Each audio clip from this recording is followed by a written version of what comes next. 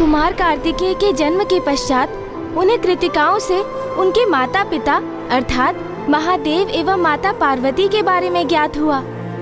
आप सभी ने सस्नेह मेरा पालन पोषण किया, इस नाते आप सभी मेरी माताएं हैं। तो कहिए माता, मैं किस प्रकार आपका ये ऋण चुकाऊं? पुत्र, हमें माँ कहकर संबोधित किया है तुमने, इसी सौभाग्य ने हमें धन्य कर दिया है। किंतु पुत्र, तुम्हारा मूल निवास यहाँ नहीं कैलाश है। हमने तुम्हारा पालन पोषण अवश्य किया है, लेकिन तुम्हारे माता पिता महादेव और माता पार्वती हैं। जाओ पुत्र, अब तुम कैलाश जाओ, क्योंकि वहां तुम्हारी माता बड़ी अधीरता से तुम्हारी एक झलक पाने के लिए प्रतीक्षा कर रही होगी।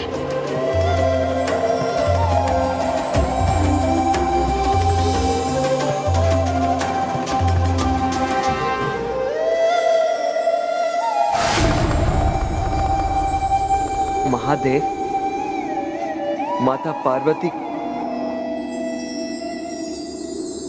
कदाचित कृतिका देवियां कुमार का पग प्रदर्शन कर रही हैं, क्योंकि अब तक कुमार में महायोद्धा होने की कोई भी योग्यता हमें दिखाई नहीं दी। किंतु एक बार बस वो महादेव और माता पार्वती के पास कैलाश लौट आए, उसके पश्चात उन्हें तारकासुर का वध करने की वो संपूर्ण दक्षता भी प्राप्त हो जाएगी। क्यों देवगण, उचित कह रहा हूं ना मैं?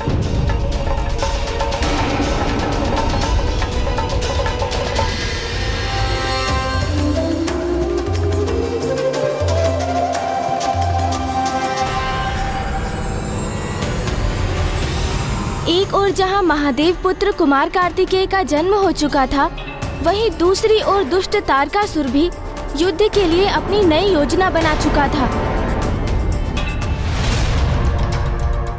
पंचा!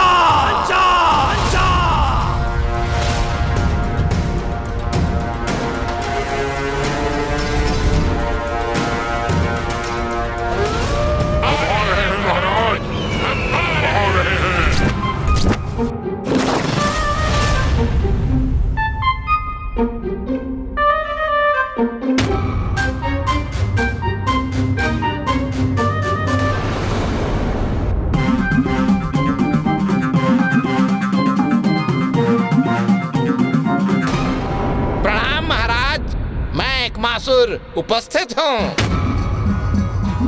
ये छोटा मोटा असुर महादेव पुत्र का वध करेगा?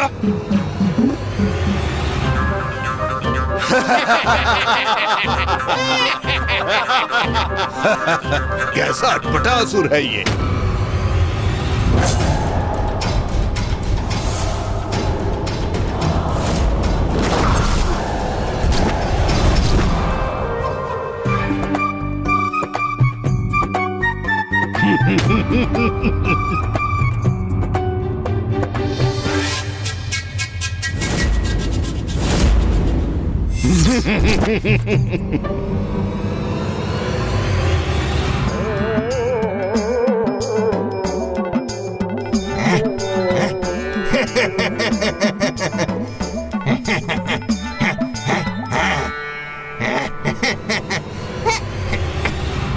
हम सब पुनः पीछे छूट गए और दुष्ट एकमासुर हम सबसे पहले पहुंच गया।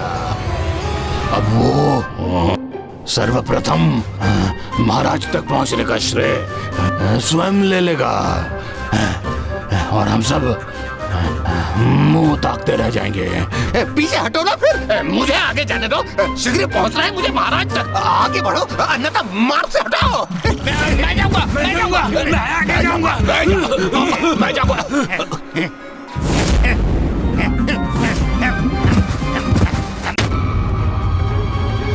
प्रणाम असुर सम्राट तारकासुर। पंचा, ये है मेरे पंचा।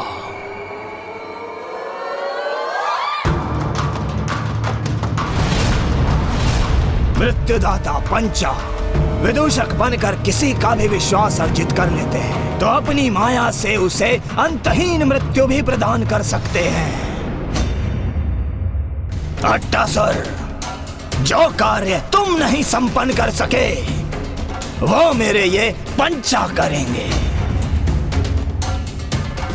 ये वध करेंगे उस महादेव पुत्र का, उस महादेव पुत्र का।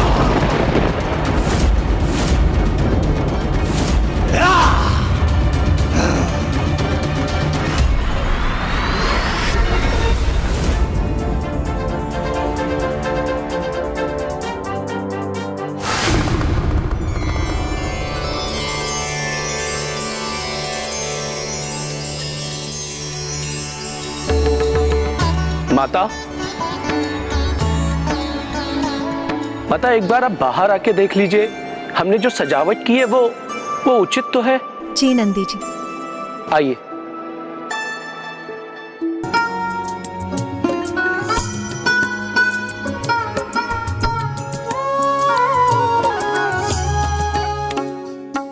दिए कहाँ है नंदी जी?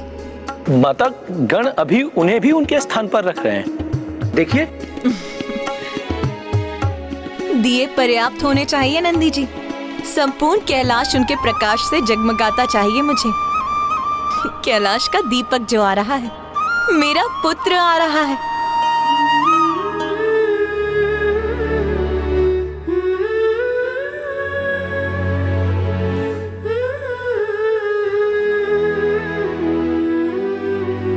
मेरा पुत्र कुशल तो है, उसे मार्ग मिल जाना चाहिए, कोई अवरोध नहीं आना चाहिए उसके मार्ग में।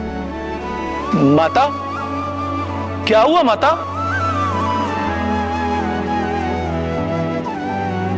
मां बन चुकी हूं मैं, तो मेरा चिंतित होना तो स्वाभाविक ही है।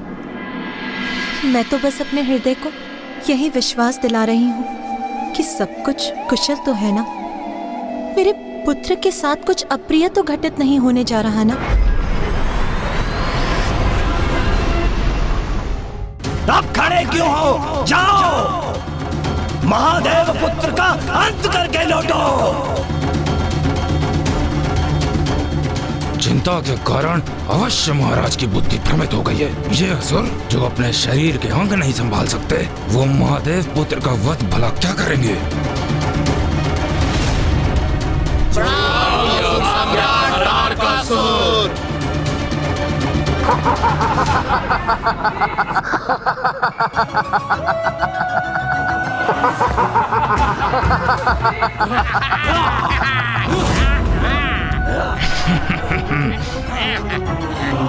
क्षमा कीजिए महाराज, किंतु ये वध करेंगे उन कुमार का?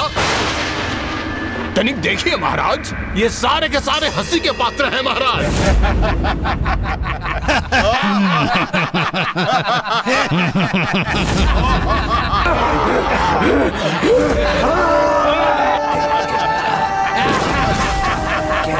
पंचा,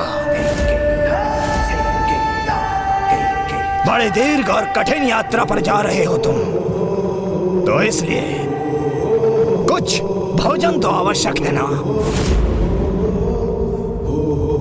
जी महाराज, हम आपके इस उत्तम विचार से सहमत हैं। हम सब यही सोच रहे थे, क्यों न इस हास्यास्पद दुष्ट को अपना भोजन बना लें। हाँ? मुझे अपना भोजन बनाएंगे ये? तो उचित है, कदाचित इसे तुम्हें लेकर जितने भी संशय हैं, वो सब शांत हो जाएंगे।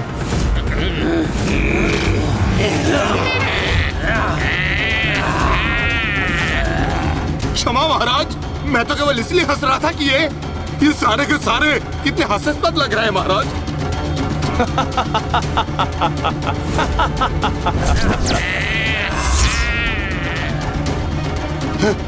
क्षमा।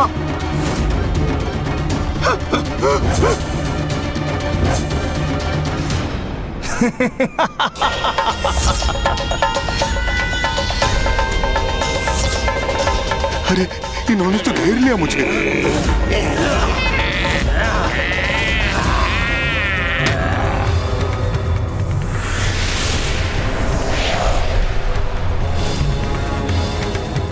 विचित्र है, मायावी है, भयंकर है ये पंचासुर।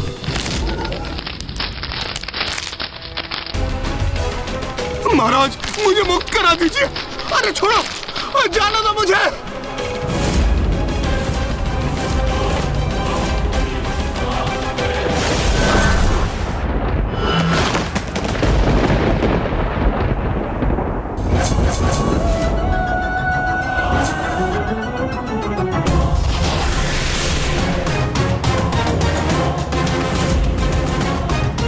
इनकी माया और दुष्टता धूर्त भी है और मायावी भी। इनसे पार पाना तो किसी के लिए भी कठिन होगा, कदाचित महादेव पुत्र के लिए भी। इधर तारकासुर ने पंचासुर को विदा किया और उधर कुमार कार्तिकेय कैलाश की ओर बढ़ते हुए अपनी प्रथम चुनौती और परीक्षा का सामना करने वाले थे। ये वो परीक्षा थी जिससे ये निर्णय होने वाला था कि उनके सामर्थ्य को लेकर जो चिंता देवताओं को थी वो उचित थी अथवा नहीं। अर्थात कुमार कार्तिकेय के लिए जो प्रतीक्षा देवताओं ने की थी वो उचित थी अथवा नहीं।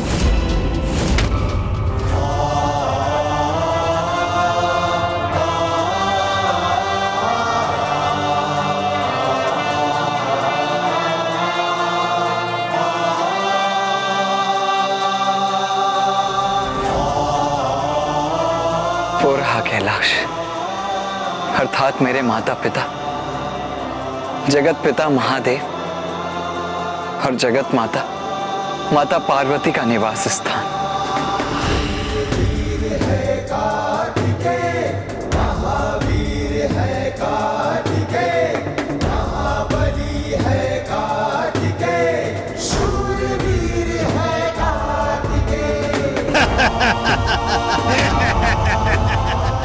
सब दोष तुम्हारा है मूर्ख। मुझे मूर्ख बोल रहा है? मुझे अपना दोष मुझ पर बन रहे हो। तुम्हारे कारण ही भटके हम। कौन है ये? चलो हटो, अधिक मत बोलो।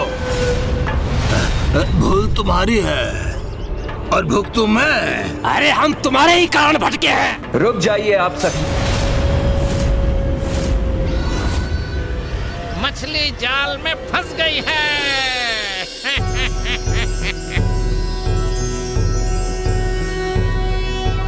योगीश्वरो महासेनः कार्तिकेयो अग्निनंदनः स्कंदः कुमारः सेनानिः स्वामी शंकर संभव। अच्छा, ये है महादेव के पुत्र कुमार। कितने तेजस्वी हैं ये कुमार। इस बालक कुमार को तो अपने जाल में फंसाकर इसका अंत करना तो बहुत सरल कार्य है मेरे लिए।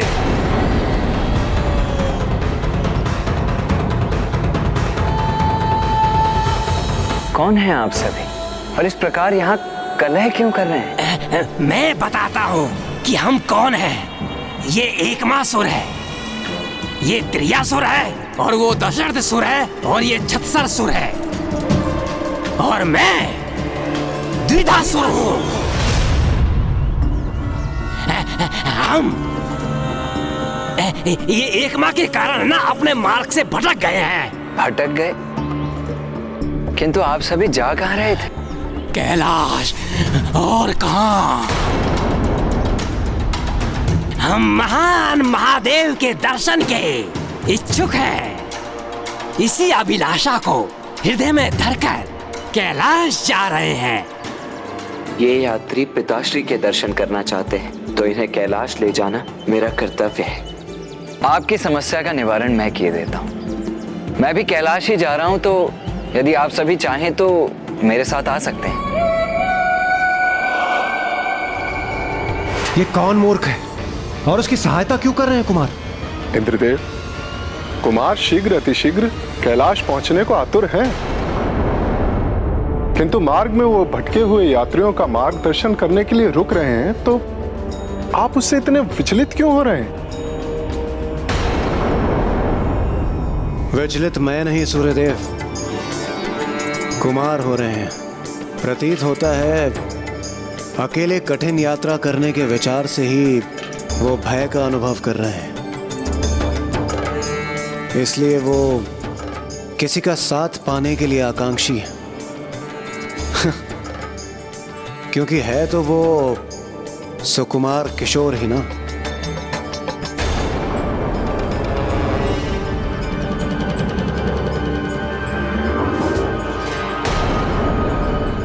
अरे वाह, नेकी और वो भी पूछ पूछ।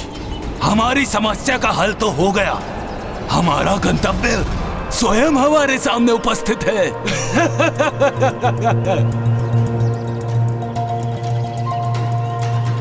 आइए।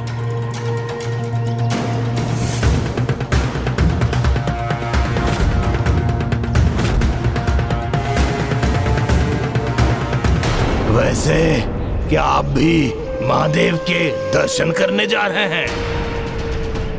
दुविधासुर, ये तो मात्र एक सरल बालक ही है। इसको अपनी ही बातों में उलझा के रखना और अपना कार्य सरल हो जाएगा।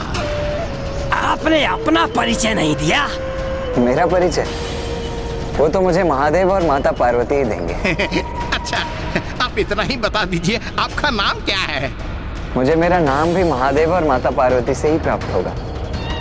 दिवंगत नहीं, स्वर्गवासी नहीं, हम वीरों द्वारा मारा गया। अब तो उन्हें ऐसा ही कोई नाम रखना पड़ेगा।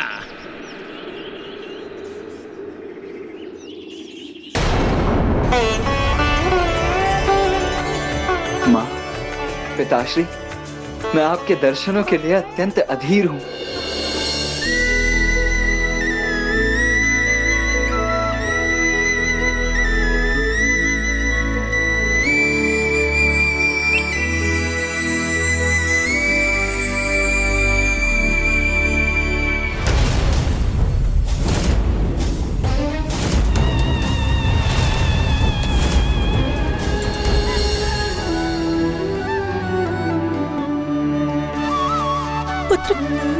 पुत्र कहाँ हो तुम?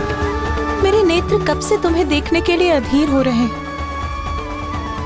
शीघ्र आ जाओ पुत्र, मुझे तुम्हारी बहुत चिंता हो रही है।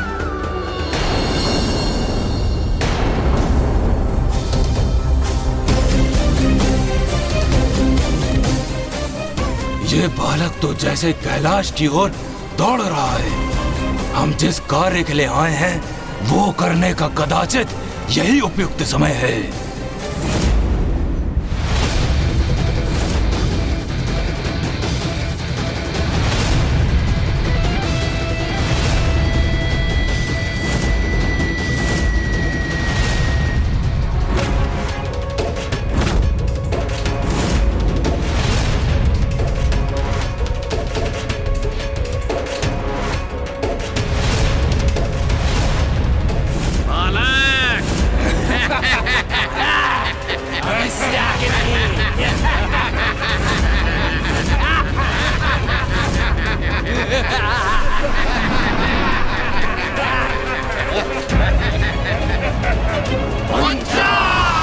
मुझे यहाँ क्यों फंसाया है तुम लोगों ने?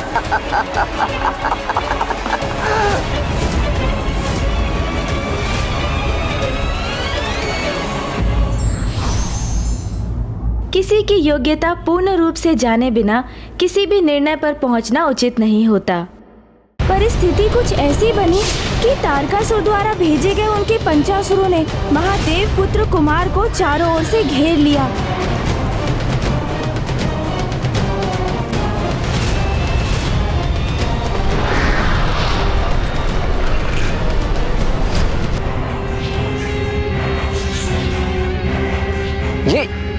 ये क्या कर रहे हैं आप सभी?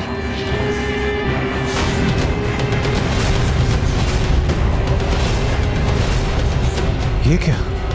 इन असुरों ने तो कुमार को बंदी बना लिया।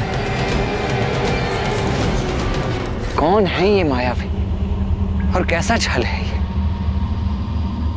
मुझे तो इतने अंधकार में कुछ दिखाई भी नहीं दे रहा है।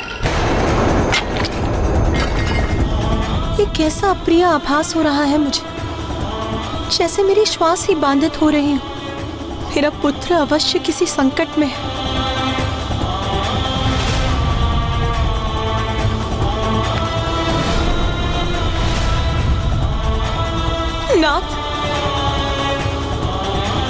हमारा पुत्र संकट में। एक माँ की ही अंतर्दृष्टि इतनी सशक्त होती है कि दूर होकर भी उसे उसकी संतान पर आए संकट का भान हो जाता है और उसका हृदय व्याकुल हो उठता है।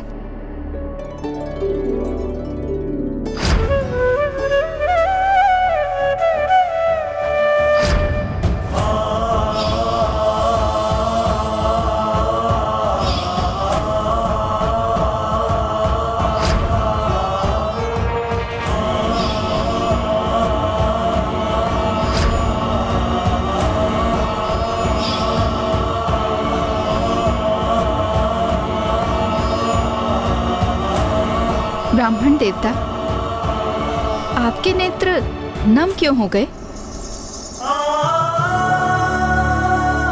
कितना अद्भुत स्नेह संबंध होता है ना एक माता और पुत्र का। माता पार्वती की तो उनके पुत्र से भेंट तक नहीं हुई थी, किंतु जैसे ही कुमार पर संकट छाया, माता को उसका आभास हो गया। हाँ, संतान के प्रति माता का अनुपम प्रेम तो संपूर्ण प्रकृति में सबसे अनूठा है। उन पंचा असुरों ने कुमार कार्तिकेय को वहीं रखा जहां वो चाहते थे, अपने बंधन में। किंतु माता पार्वती और महादेव भी इस घटना से अनभिज्ञ नहीं थे। तब तो अवश्य महादेव का क्रोध जागृत हुआ होगा। वो चाहते तो अपनी क्रोधाग्नि से क्षण भर में पंचासुरों को भस्म कर देते, है ना ब्राह्मण देवता? तो फिर क्या किया महादेव ने? कुछ उन्होंने कुछ नहीं किया। तो फिर महादेव पुत्र ने अपनी रक्षा कैसे की ब्राह्मण देवता?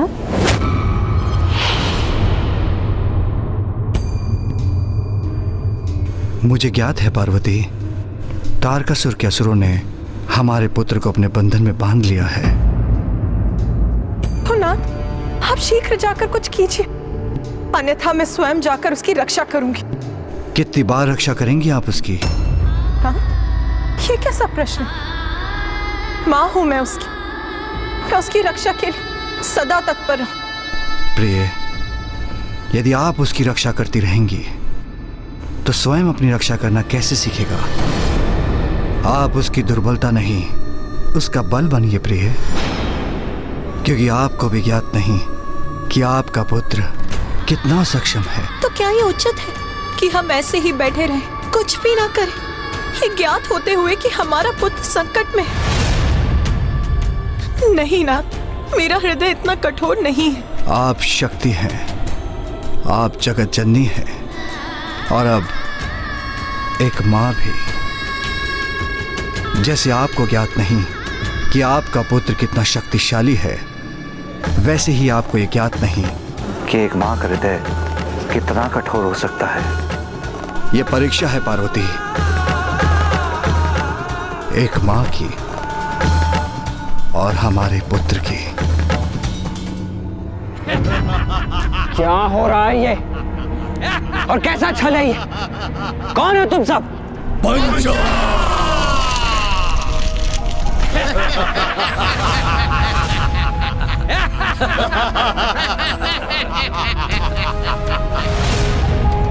मुझे यहाँ क्यों फंसाया है तुम लोगों ने?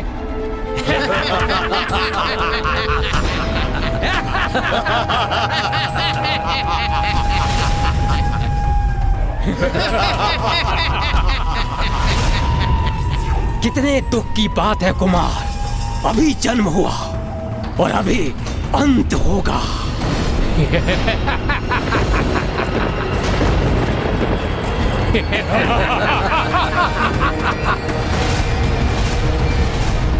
मुझसे क्या शत्रुता है तुम्हारी? मैं तो तुमसे परिचित भी नहीं हूं। किंतु हम परिचित हैं तुमसे, और इतना ही हमारा परिचय पर्याप्त है। हम काल हैं तुम्हारे, हमारी गुफा को भेद कर बाहर निकलना असंभव है। क्योंकि असुर गुरु शुक्राचार्य से वरदान प्राप्त है हमें। पंचासुर हैं हम पांचों की इस गुफा में बंदी, कोई भी यहाँ से मुक्त नहीं हो सकता।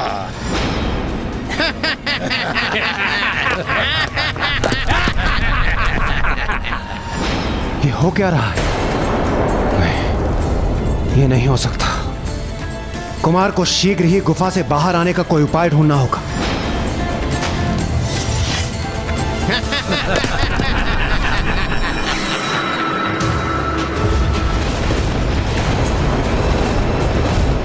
शांत हो जाइए पार्वती, शांत हो जाइए।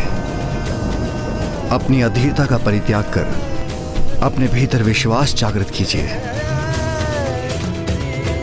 हमारा पुत्र स्वयं उस मायावी गुफा से बाहर आकर अपनी अपार सामर्थ्य का प्रमाण देगा।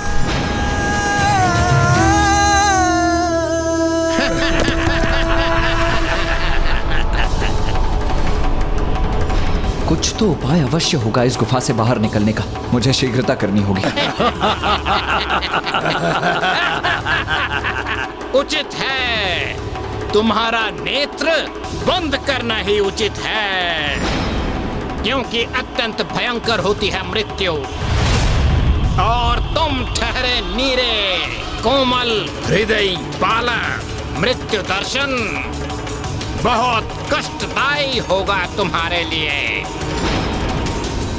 तुम्हारा अंत निश्चित है कुमार, क्योंकि हम पंचासुरों को मिला वरदान निरर्थक नहीं हो सकता।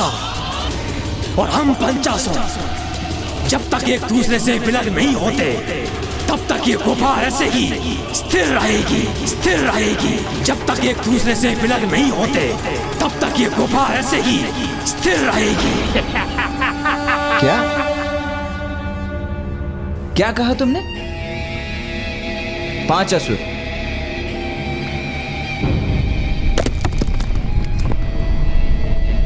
किंतु तुम 5 कहां हो? तुम तो 4 ही हो।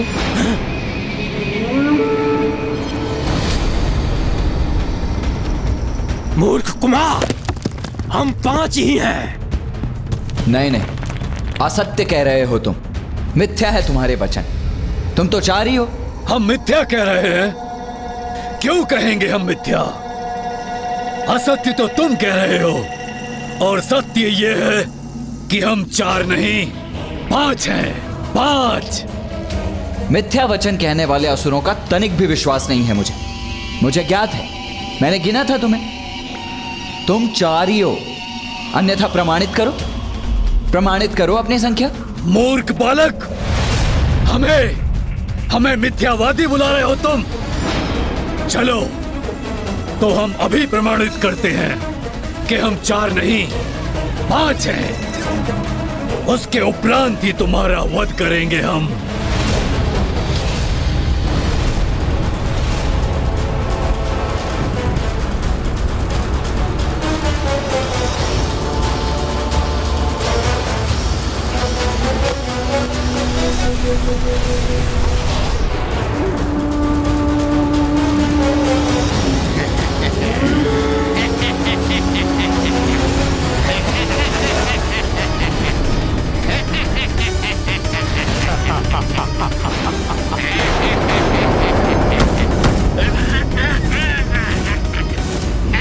छोड़ो मुझे। क्या कर रहे हो तुम? छोड़ो मुझे।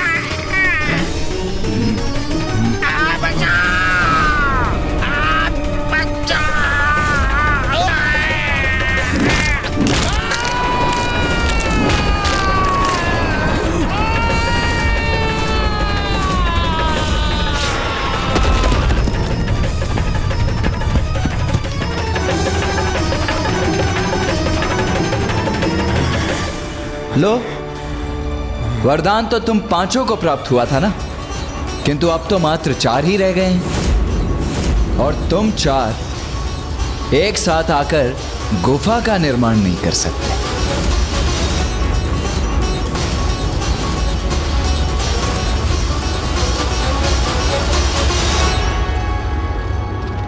आपने देखा इंद्रदेव, कुमार ने कितनी कुशलता से इस असुर का संहार किया। अब तो आपको विश्वास हो गया ना कि इसी प्रकार वो तारकासुर का भी सर्वनाश करेंगे। अभी तो केवल एक ही तुच्छ असुर का अंत किया है कुमार ने। अभी भी 4 असुर शेष हैं, जो कि मुझे बहुत ही क्रोधित प्रतीत हो रहे हैं, जो अपने मृत मित्र का प्रतिशोध लेने के लिए तत्पर हैं, जबकि कुमार के पास न कोई शस्त्र और ना ही हमारी भांति कोई अनुभव।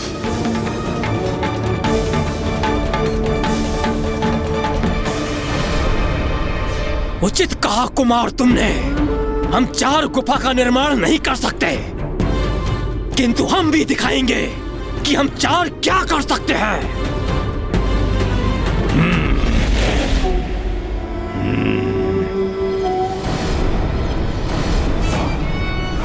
अब हम 4 गुफा से भी भयंकर हो गए। तुम अपने बचाव के लिए क्या करोगे कुमार?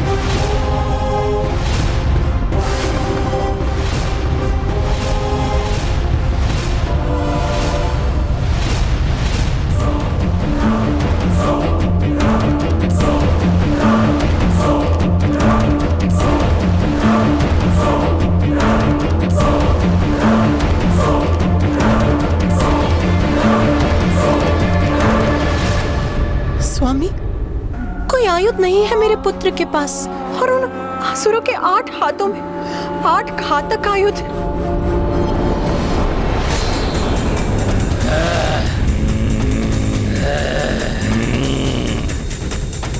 अब हम तुम पर अत्यंत घातक वार करेंगे कुमार। अंत तो तुम्हारा निश्चित है।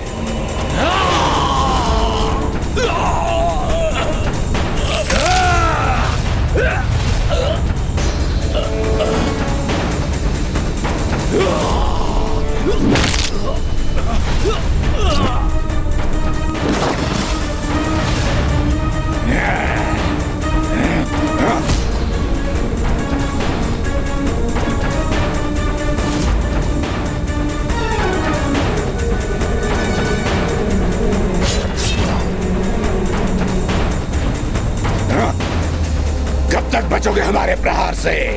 कभी तो हमारे प्रहार तुम्हारी मृत्यु का कारण बनेंगे। मुझे ध्यान से देखकर वार करना होगा इन पर।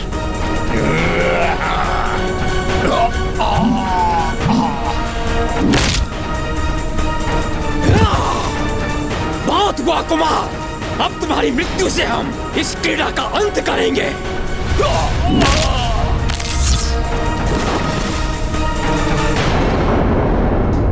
योद्धा कभी आयु रोहित नहीं होता पार्वती,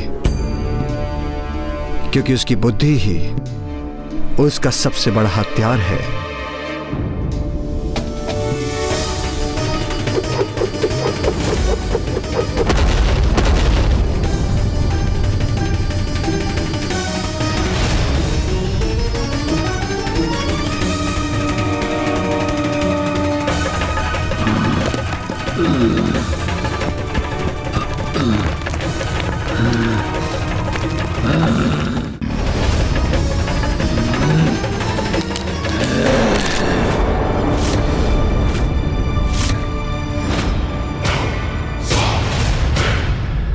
कैलाश जाना है तो हम पहुंचाएंगे, किंतु जीवित नहीं, मृत।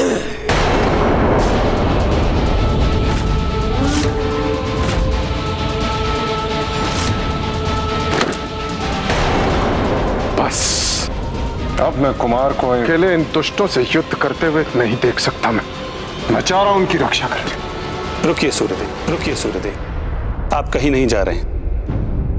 प्रणाम नारायण। महानायक है महादेव पुत्र, और एक महानायक को जन्म के पश्चात ही स्वयं को सिद्ध करना होता है। ये कुमार की परीक्षा है। अपनी योग्यता सिद्ध करने की आवश्यकता उन्हें है जिन्हें कुमार की क्षमता पर विश्वास नहीं।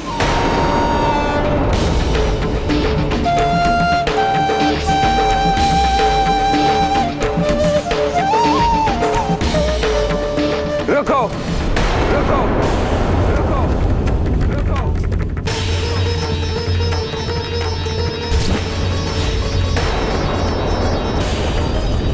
एक साथ मुझे जकड़ने का प्रयास कितना कठिन हो रहा है तुम लोगों के लिए। तुम सभी एक बार निर्धारित क्यों नहीं कर लेते कि तुम में से कौन मुझे अपनी भुजाओं में जकड़कर मेरा वध करेगा?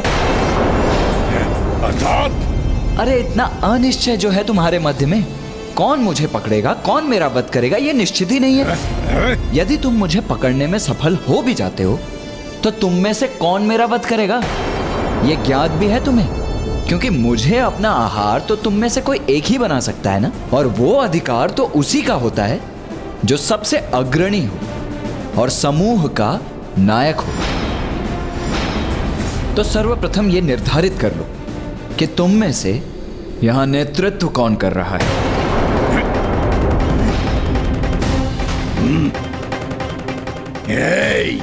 मुझे मूर्ख मत बनाओ। तुम अपने शब्दों की ब्रह्मजाल में हमें फंसाने का प्रयास कर रहे हो, किंतु इस बार तुम्हारी इस चाल से हम भटकने वाले नहीं हैं। अरे नहीं नहीं, मैं फंसा कहाँ रहा हूँ। मैं तो बस इतना कह रहा हूँ कि अपना नेतृत्व निर्धारित कर लो, जिससे भविष्य में कोई दुविधा ना हो और सब कुछ स्पष्ट रहे। इसमें निर्णय क्या लेना है? इस समूह का नायक मैं हूँ।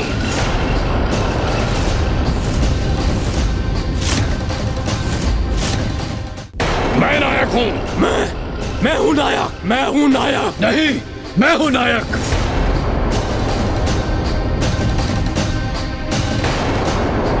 मैं हूँ नायक। मैं हूँ नायक। मैं हूँ नायक। मैं हूँ नायक। अच्छा ठीक है, शांति शांति शांति शांति। पूर्ण अनिश्चय की स्थिति है तुम्हारे मध्य में। अरे सर्वप्रथम ये निश्चित तो कर लो कि कौन है नायक और कौन मेरा वध करेगा। तब तक मैं थोड़ा विश्राम कर लेता हूं।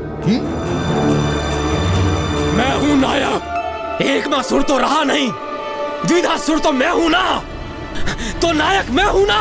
क्यों? तुम क्यों हो गए हमारे नायक? हमारे समूह में सबसे बलशाली मैं हूँ, इसलिए इस समूह का अग्रणी मैं ही रहूंगा। कैसा नरकल प्रलाप है ये? बुद्धि तो सर्वाधिक मेरी कुशाग्र है, तो नायक तो मैं ही रहूंगा ना। शांत हो जाओ तुम सभी। मैं नायक हूँ क्योंकि तुम सबसे ज्यादा शक्तिशाली मैं हूँ। मेरी शक्ति के सामने तुम लोग नहीं टिक सकते, इसलिए तुम्हें मेरा नेतृत्व स्वीकार करना होगा। शक्तिशाली तुम नहीं, मैं हूँ।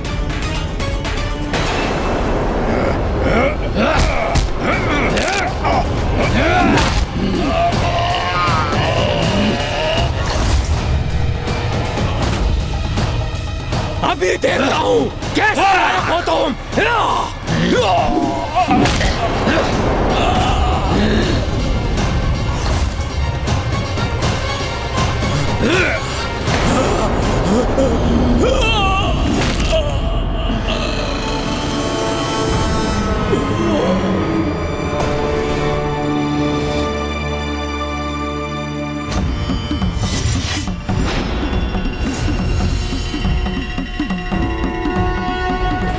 यही चाहते थे ना तुम कि हम सब आपस में लड़कर एक दूसरे का वध कर डालें, किंतु ये दुर्भाग्य है तुम्हारा कि अभी मैं शेष हूं।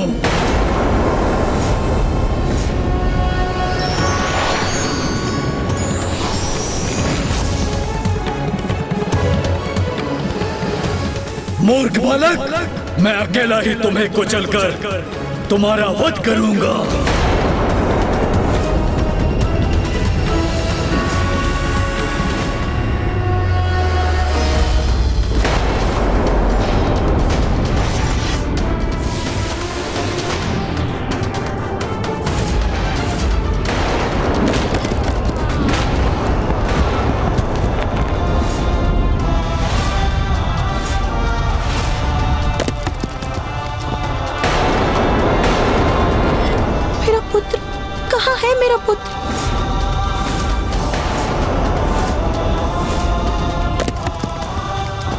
कहीं ससुर के वध करने के प्रयास में मेरे पुत्र पर ही कोई संकट तो नहीं आ गया? कहाँ गया वो?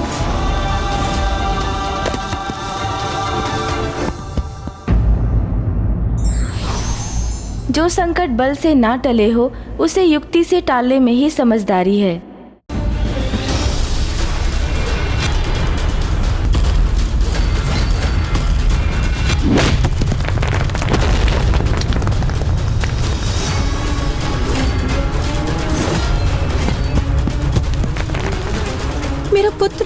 कहाँ है मेरा पुत्र?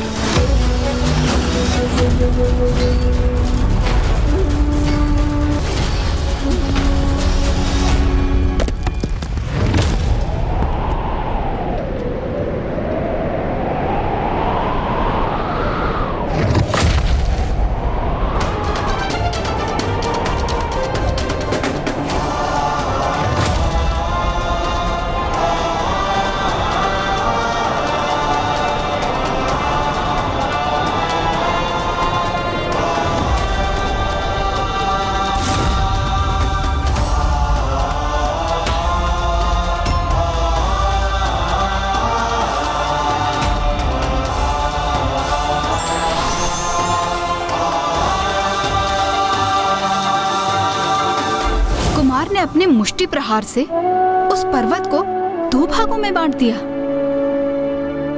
और फिर उन दोनों भागों को एक मुर्ग और एक मयूर में परिवर्तित कर दिया।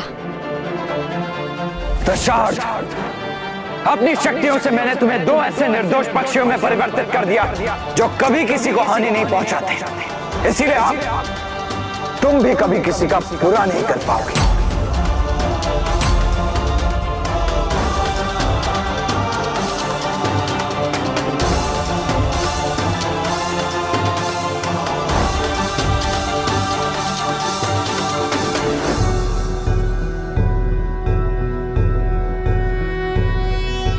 योगीश्वरो महासेनः कार्तिकेयो अग्निनन्दनः स्कन्दः कुमारः सेनानिः स्वामी शंकर संभव।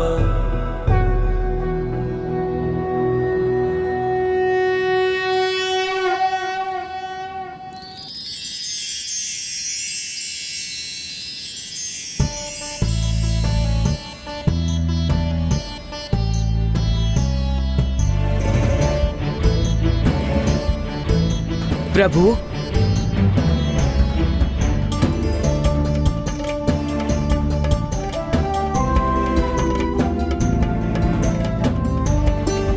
प्रभु, हम दोनों एक शाप के कारण असुर बन गए थे, किंतु अब आपने दशरथ का वध कर हमें उस शाप से मुक्त कर दिया है। प्रभु, इस शाप से मुक्त कर आपने हमारा कल्याण कर दिया। अब आप हमें अपनी शरण में लेने का वरदान दीजिए।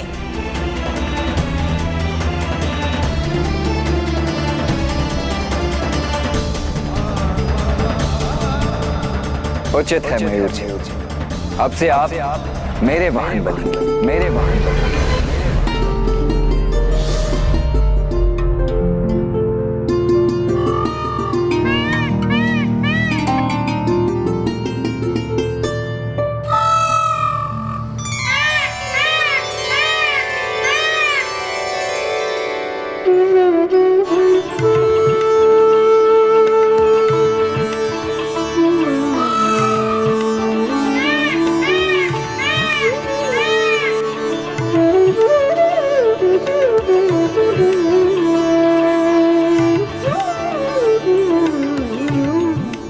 धन्यवाद प्रभु, आपने अपना वाहन नियुक्त कर मुझे कृतार्थ कर दिया।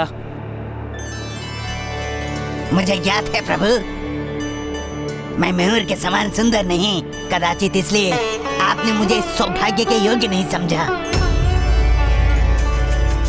किंतु मुझे अपनी सेवा है तो कुछ तो आदेश दीजिए प्रभु, मुझ पर भी तो कृपा कीजिए।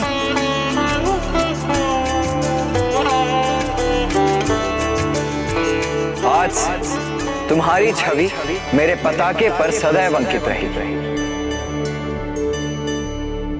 जिससे सदैव तुम्हारा जुड़ाव मुझसे बना रहे।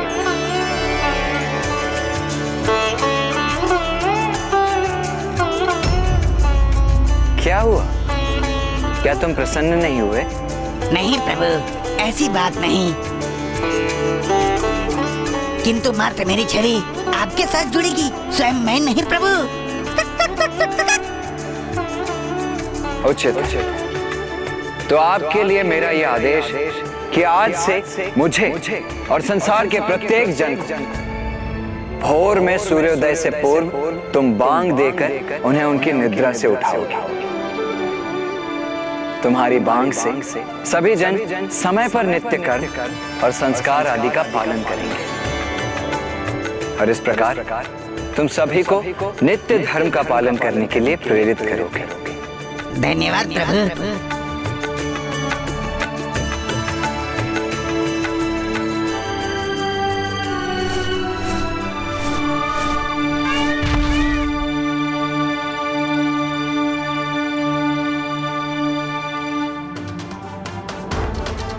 चलिए मयूर जी,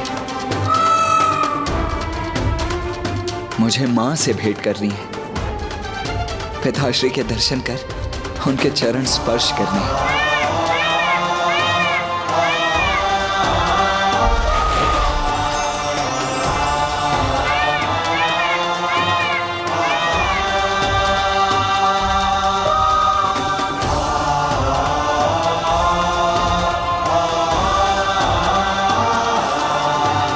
क्यों देवराजन, अब तो आपको कुमार के सामर्थ्य पर विश्वास हुआ ना? हाँ हाँ नारायण, मैं तो प्रथम दृष्टि में ही कुमार को पहचान गया था और मुझे पहले से ही ज्ञात था कि कुमार अवश्य तारकासुर का वध करने में समर्थ है और वही हमें उसके आतंक से मुक्ति दिला सकते हैं।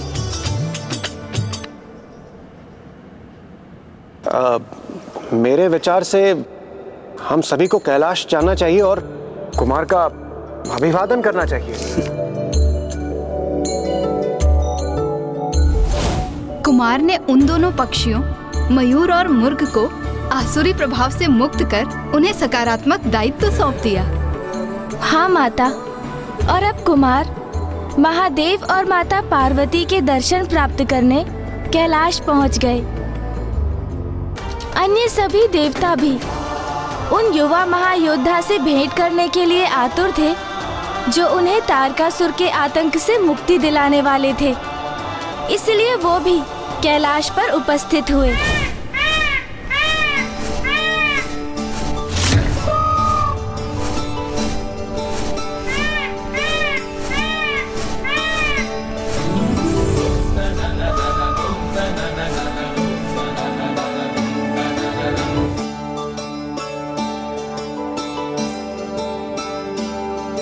माँ, माँ, माँ।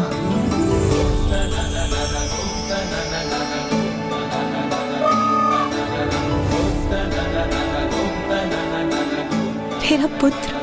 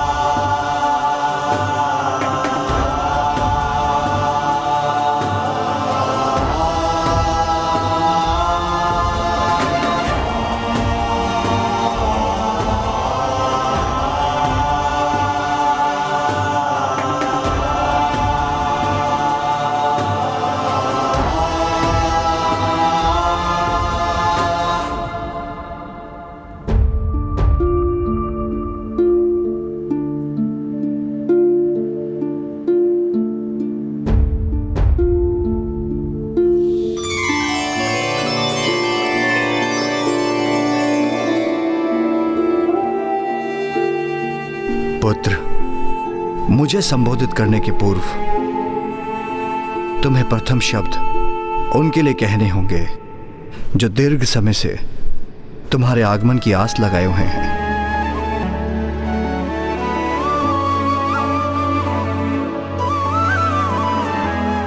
माँ,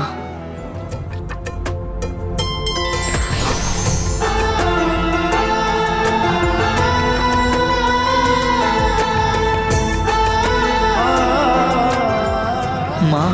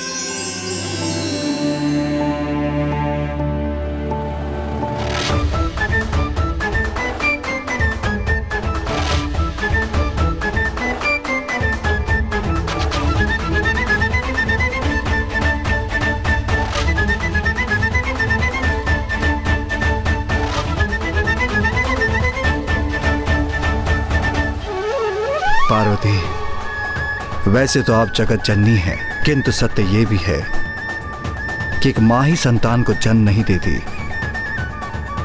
एक संतान भी एक माँ को जन्म देती है। आपने सत्य कहा स्वामी। पुत्र, आज तुमने मुझे एक माँ बना दिया। माँ, मैं आपसे भेंट कर आपके आंचल की छाया पाने के लिए अधीर हो रहा था।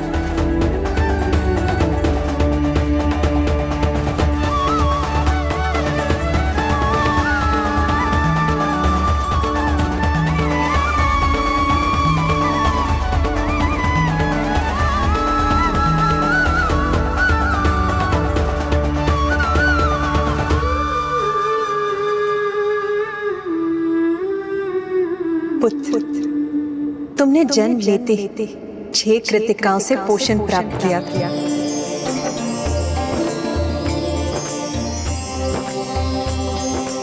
इसीलिए आज से तुम कार्तिकेय कहलाओ। कार्तिकेय कहलाओ। कार्तिकेय कहलाओ।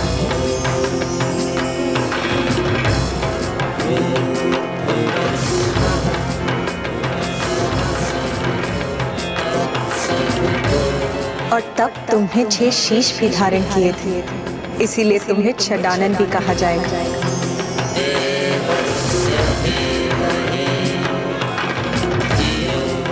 और अनुकूल समय आने पर अपने विराट स्वरूप में तुम 6 हाथ भी प्रकट करोगे।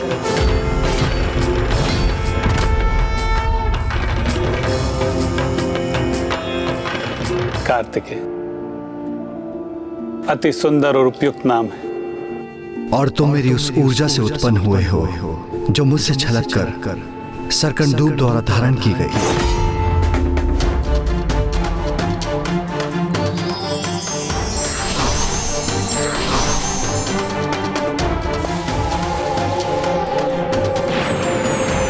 इस कारण तुम्हारा नाम स्कंद भी होगा, स्कंद भी होगा, स्कंद भी होगा।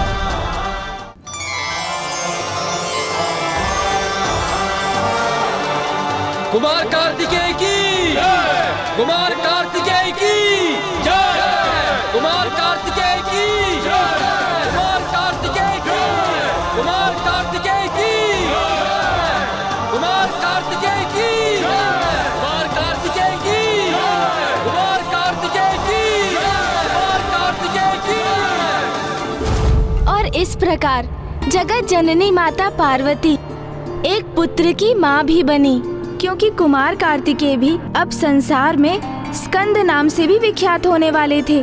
और माता का ये रूप स्कंद माता के नाम से प्रख्यात हुआ।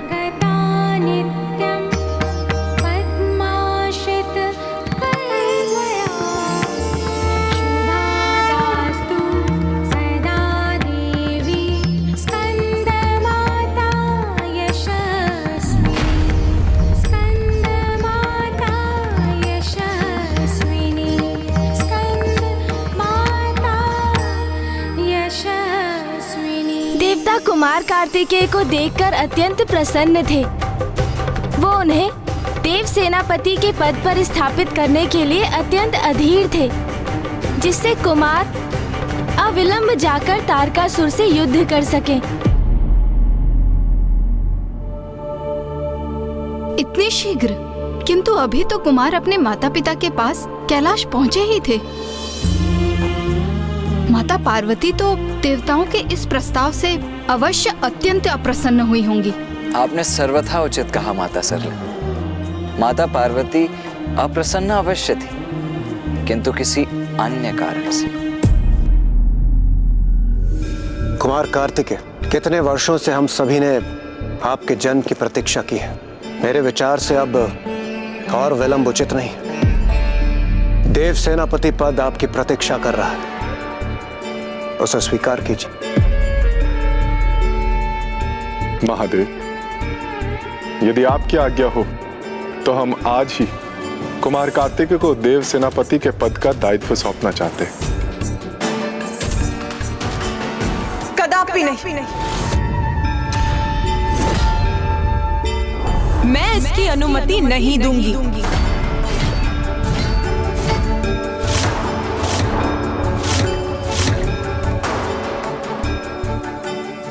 पूर्व में ही इतना विलंब हो चुका है, और यदि माता पार्वती ने आज्ञा देने से अस्वीकार कर दिया तो बहुत समय बीत जाएगा, और इतना समय कहाँ है हमारे पास।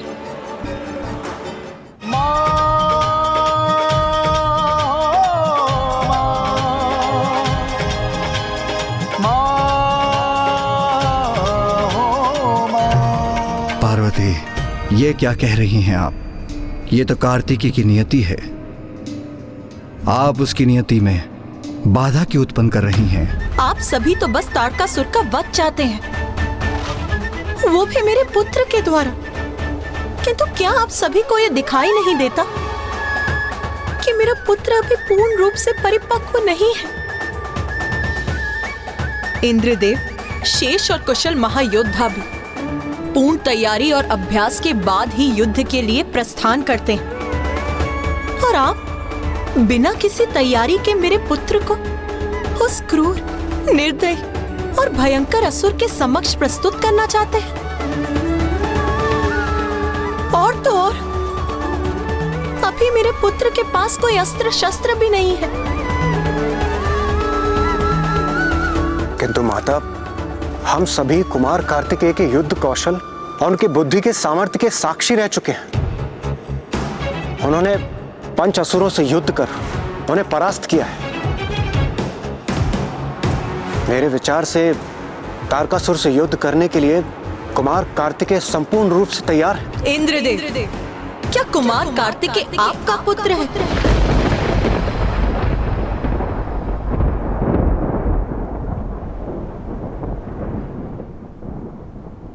नहीं माता। उचित कहा आपने। कुमार कार्तिकेय आपका नहीं, मेरा पुत्र है। इसीलिए उसकी मां होने के नाते इसका निर्णय मैं लूंगी कि युद्ध के लिए वो तैयार है अथवा नहीं।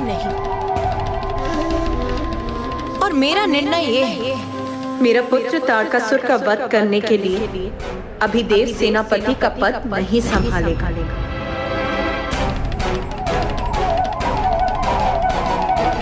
किंतु माता, कुमार कार्तिकेय को शिक्षा प्रदान करने वाले उनके गुरु कौन होंगे? इसकी मां होने के नाते इसकी प्रथम गुरु तो स्वयं मैं हूं।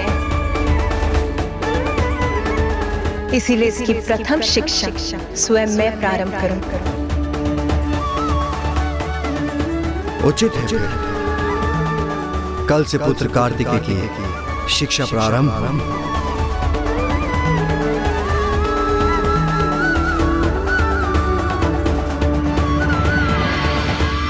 पुत्र, तुम स्नान आदि से निवृत्त हो, अपना तन और मन शुद्ध कर चुके हो, इसलिए अब तुम्हें पंचाग्नि तप आरंभ करना चाहिए।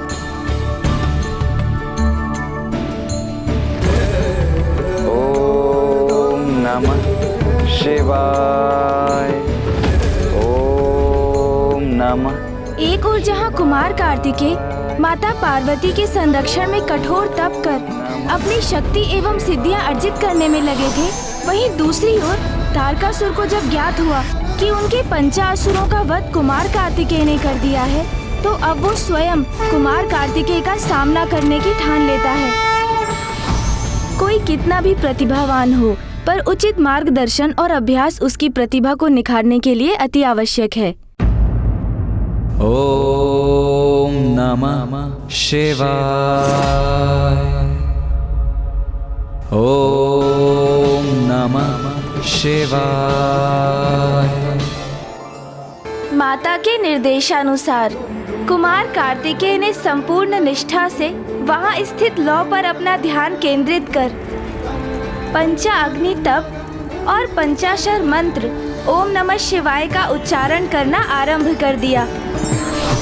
जैसे जैसे वो अपने तप में लीन होते गए और उनकी एकाग्रता बढ़ने लगी, वैसे ही दीपक की अग्नि विभक्त होकर उनके चारों ओर पंचाग्नि प्रज्वलित करने लगी।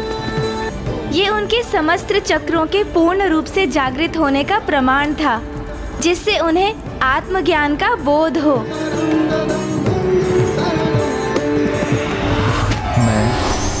मैं परम ब्रह्म हूँ, परम ब्रह्म।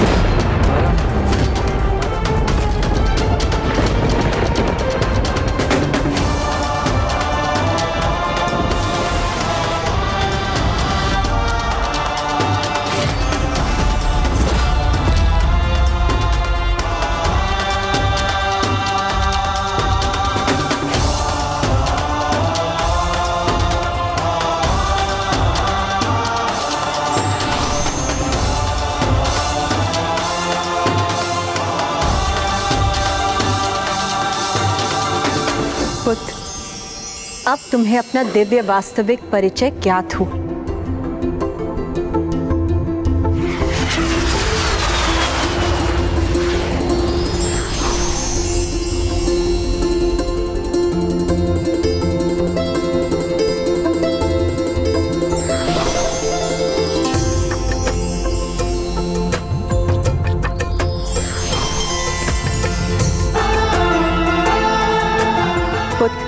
तुमने पंचाग्नि तप को सफलता से संपन्न किया और तुम्हारे समस्त चक्रों के जागृत होने से तुम मेरे एवं अन्य सभी की शक्तियां स्वीकार करने में समर्थ हो।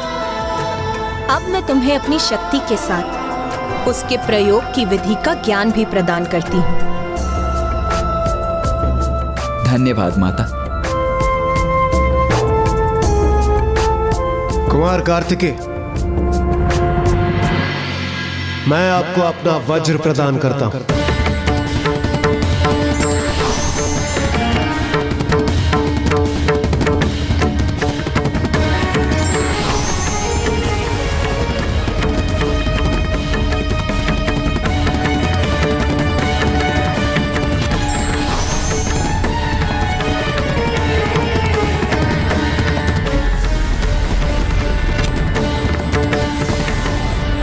मेरा ये वज्र स्वीकार कीजिए कुमार कार्तिकेय। आप जब भी इसका आवाहन करेंगे, यह आपके समक्ष प्रस्तुत हो जाएगा। मैं आपका वज्र स्वीकार करता हूं देवराज।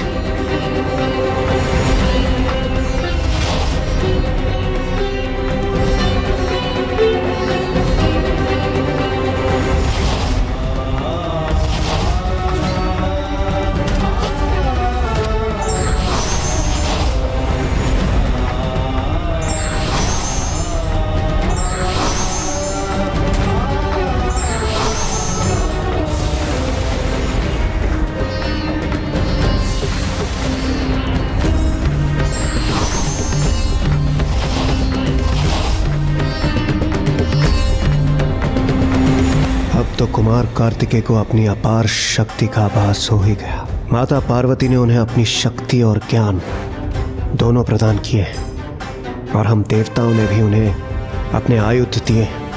तो अब तो वो तारकासुर से युद्ध करने के लिए सर्वथा तैयार हैं।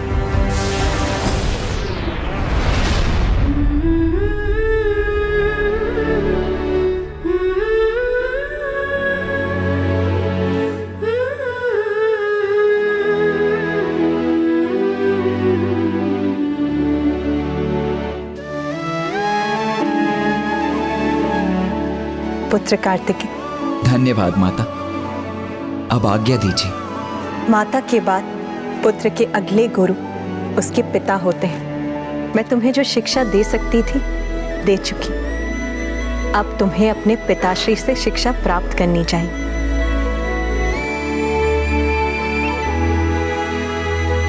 तो क्या कुमार कार्तिकेय अभी भी युद्ध के लिए नहीं जाएंगे?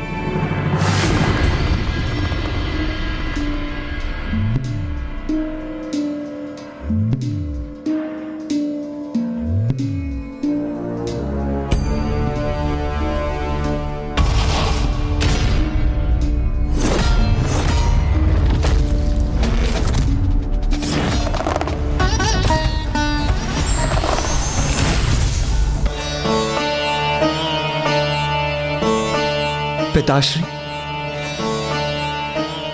मैंने अभी आपके शीश पर कांटों का मुकुट क्यों देखा पिताश्री? पुत्र, तुम्हारी मां से शिक्षा प्राप्त कर समग्र रूप से संपन्न हो चुके हो, इसलिए मात्र मैं एक ही मूल शिक्षा तुम्हें प्रदान कर सकता हूं। तुमने जितनी भी शक्ति प्राप्त की है उसका उपयोग संसार की भलाई के लिए, धर्म की रक्षा के लिए और उत्थान के लिए ही करना उचित होगा। शीघ्र तुम एक सेनापति का दायित्व संभालोगे जो तुम्हारे लिए कांटों के मुकुट के समान होगा, क्योंकि यह दायित्व सरल नहीं होगा। उसे तुम्हें बहुत धैर्य और लगन से संभालना होगा। ब्राह्मण देवता, अब तो कुमार कार्तिकेय ने शक्तियां, आयुध और ज्ञान सभी प्राप्त कर लिए थे, तो अब तो उनकी शिक्षा पूर्ण हो गई थी ना? माता पिता से ज्ञान और शक्ति दोनों अवश्य प्राप्त हुई थी उन्हें, किंतु जब तक वास्तविक गुरु का मार्गदर्शन ना प्राप्त हो तब तक ज्ञान कहाँ फलित होता है। तो अब कुमार की शिक्षा की पूर्णता के लिए उनके पिताश्री महादेव ने उन्हें अगस्त्य ऋषि के पास भेजा।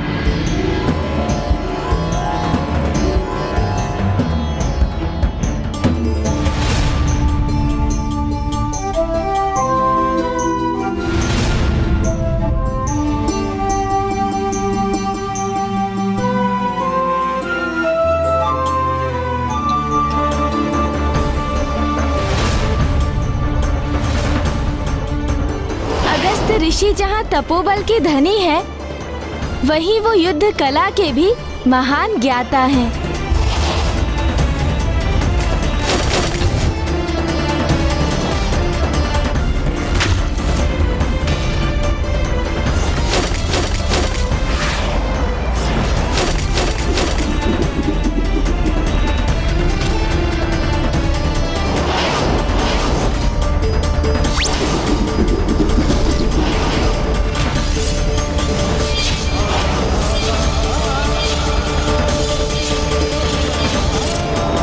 कार्तिकेय, मैंने आपको अपने शिष्य के रूप में स्वीकार कर आपको संपूर्ण युद्ध कौशल की विद्या प्रदान की है। अब आप पूर्ण रूप से प्रशिक्षित हो चुके हैं, अतः आप यहां से प्रस्थान करने के लिए मुक्त हैं। इस प्रकार माता पार्वती, पिता महादेव एवं गुरुवर ऋषि अगस्त्य से ज्ञान प्राप्त कर कुमार कार्तिकेय अब देव सेनापति पद को संभालने के लिए पूर्णतया तत्पर थे। महादेव पुत्र पार्वती नंदन कुमार कार्तिकेय के देव सेनापति पद पर स्थापित होने हेतु उनके अभिषेक का शुभारंभ हो।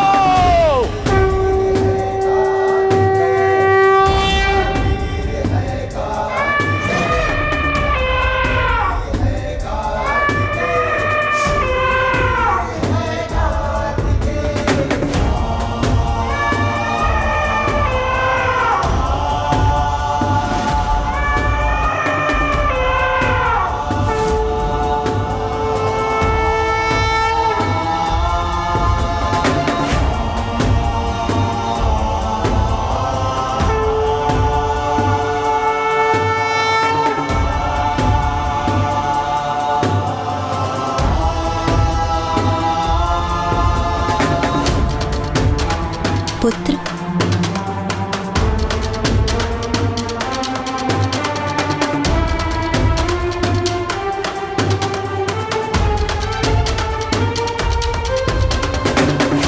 देव सेनापति कुमार कार्तिकेय की, देव सेनापति कुमार कार्तिकेय की, देव सेनापति कुमार कार्तिकेय की, देव सेनापति कुमार कार्तिकेय की, देव सेनापति कुमार कार्तिकेय की।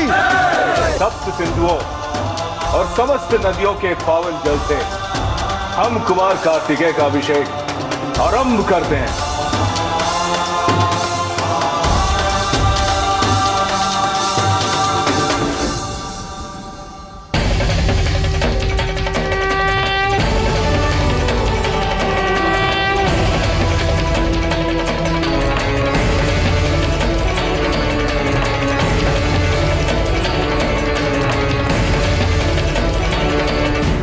आयुष्मान भव पुत्र।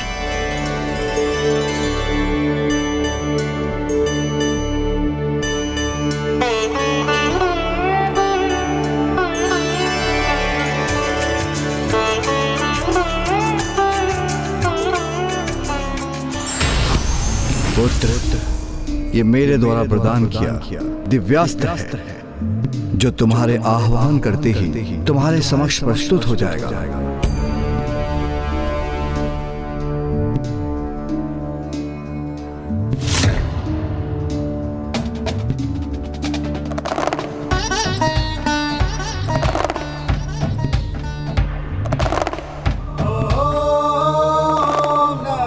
धन्यवाद पिताश्री।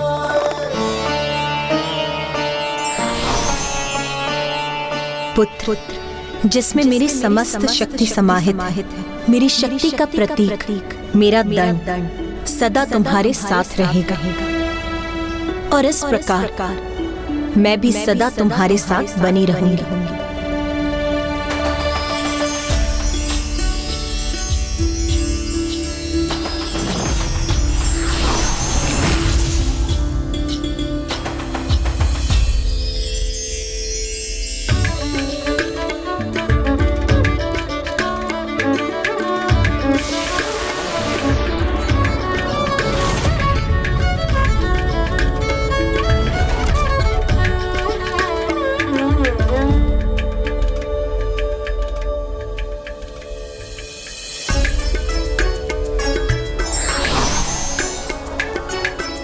पुत्र, मैं योद्धा तो नहीं, इसलिए तुम्हें कोई आयुध तो प्रदान नहीं कर सकता, किंतु तुम्हारे लिए एक संपूर्ण सेना अवश्य प्रदान कर सकता हूं।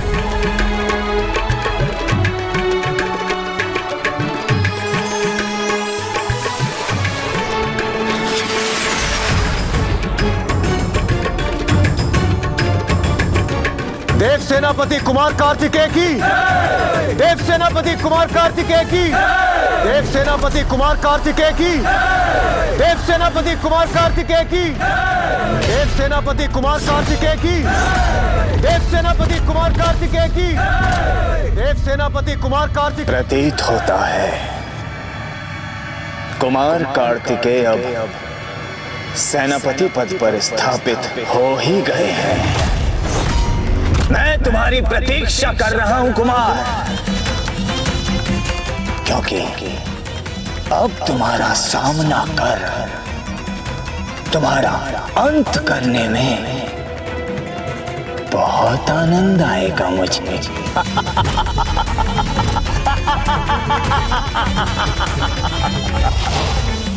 और इस प्रकार महादेव पुत्र पार्वती नंदन कुमार कार्तिकेय देव सेनापति पद पर स्थापित हुए।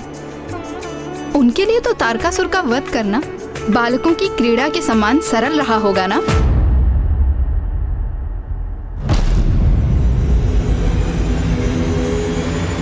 नहीं माता,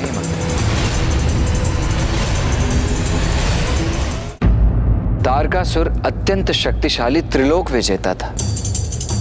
उस असुर का अंत करना इतना सरल नहीं था।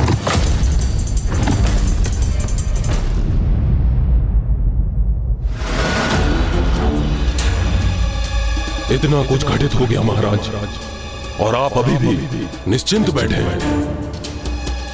ये मेरी समझ के बाहर है महाराज। क्या घटित हो गया जिसकी चिंता करनी चाहिए मुझे? यही महाराज, देव सेनापति पद पर स्थापित हुए हैं महादेव और देवी पार्वती के पुत्र, जिनके गर्जन मात्र से कंपित हो उठा था पूरा शोणितपुर। और आपका आत्मसम्मान जो पंचासुरों का अंत कर खंडित किया उन्होंने, उसका क्या?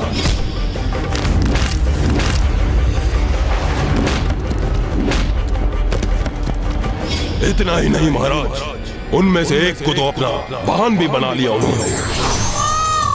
मेरी विनती सुनिए महाराज, अभी भी समय है, सावधान हो जाइए, क्योंकि अब वो अवश्य ही यहाँ पर आक्रमण करने की तैयारी कर रहे होंगे। आक्रमण ही तो चाहता हूँ मैं भी। चाहता हूँ कि समस्त देव सेना, देवतागण और वो कुमार कार्तिकेय यहाँ पर धावा बोलने पहुंचे, और मैं उन्हें अपने मायावी नगर शोणितपुर में ऐसे मायावी जाल में डालूं कि मेरे सभी शत्रु एक साथ बंदी बन जाएं। एक और जहां तारकासुर युद्ध का आरंभ चाहता था, जिससे देव सेनापति कुमार कार्तिकेय एवं समस्त देवता उसकी नगरी शोणितपुर में आने के लिए विवश हो जाएं, किंतु वहीं दूसरी ओर देव सभा गहन विचार में लीन थी। गहन विचार? युद्ध के लिए अपनी रणनीति तैयार करने हेतु? नहीं माता, युद्ध नहीं। मेरे विचार से अब हमें तनिक भी विलंब किए बिना तारकासुर पर आक्रमण करना चाहिए। देव सेनापति, देवराज इंद्र तो अतिशीघ्र युद्ध चाहते हैं। अब निर्णय आपको लेना है कि इस विषय में आपका क्या विचार है।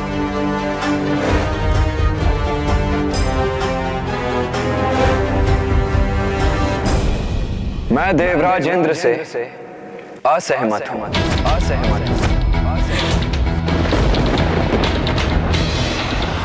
धृष्टता क्षमा करें देवराज, किंतु युद्ध कोई बाल्य क्रीड़ा नहीं। युद्ध में विजय चाहे किसी की भी हो, किंतु उसका परिणाम सदैव भयंकर जनसंहार ही होता है। प्रत्येक युद्ध के पीछे किसी राजा का अहंकार एवं हठ होता है। एक के हठ के कारण अनेकों सैनिकों का विनाश सर्वथा अनुचित है। इसीलिए जब न्याय और धर्म की सत्ता स्थापित करने का कोई और मार्ग शेष न रहे, तभी एक अंतिम उपाय के रूप में युद्ध किया जाना चाहिए। मेरे विचार से हमें युद्ध के पूर्व एक दूत के माध्यम से तारकासुर को शांति का प्रस्ताव भेजना चाहिए। हमें एक ऐसा दूत भेजना होगा जो शांत और सौम्य व्यक्तित्व का स्वामी है, जिसे देखकर तारकासुर आशंकित न होते। इसके लिए तो सर्वथा उपयुक्त होंगे गंधर्व राजकुमार हंसराज। प्रणाम त्रिदेव। मेरे और मेरे समस्त गंधर्व समाज के लिए यह परम सौभाग्य की बात होगी कि मैं आपका दूत बनूं। देव सेनापति कुमार कार्तिकेय,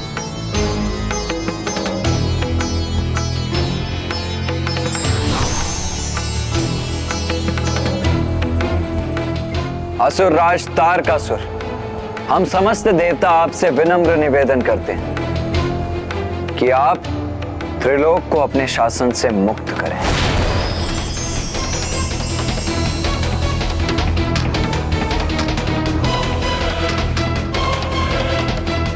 हमारा ये प्रस्ताव है कि शोणितपुर आपके अधीन रहेगा, किंतु आप देवताओं के किसी कार्य में, यज्ञ आदि में कोई बाधा नहीं डालेंगे।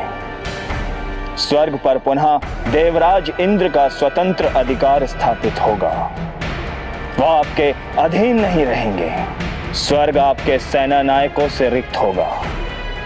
समस्त देवताओं को पुनः अपने लोकों का स्वामित्व प्राप्त होगा।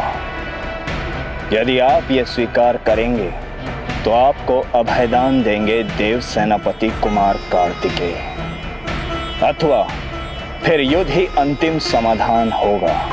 असुरराज तारकासुर, मैं आपकी ओर से देव सेनापति कुमार कार्तिकेय के लिए क्या सूचना लेके जाऊं?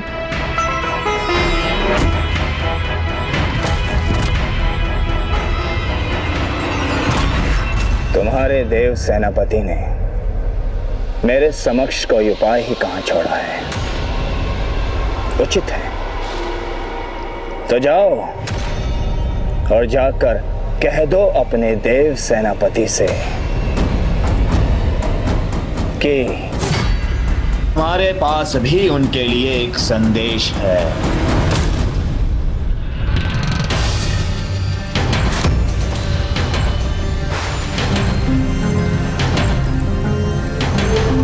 ये गंधर्व कुमार हंसराज अभी तक तारकासुर का संवाद लेकर लौटे क्यों नहीं? कदाचित कहीं कुछ अनुचित घटित न हुआ हो।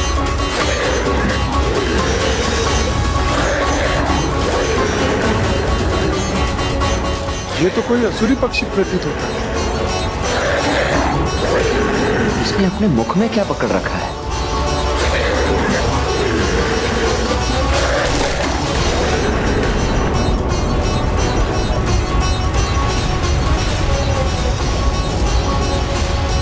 इस असुर पक्षी द्वारा गिराई गई पोटली में भला क्या हो सकता है? अपार शक्ति और पद प्राप्त होने पर अपार दायित्व निभाने पड़ते हैं।